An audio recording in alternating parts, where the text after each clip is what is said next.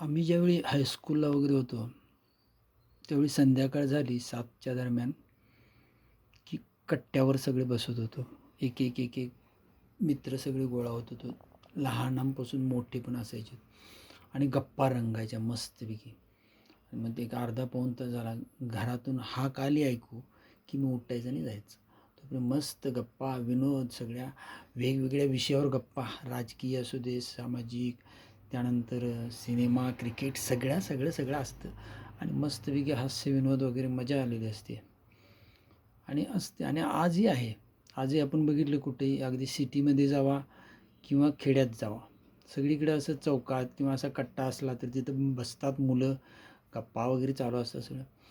पण आत्ता बघ की एक फरक पूर्ण झालेला मी बघतोय बऱ्याच ठिकाणी. पण तो फरक म्हणजे काय, की बऱ्याचदा मी बघतोय असं चौकात किंवा असं मंडळाचे वगैरे बाक असतात आणि तिथं मुलं बसलेली असतात. 5-6 जण बसलेले असतात आणि प्रत्येकजण गप्पा वगैरे काही नाही, आपला मोबाईल बघत. काय आहे?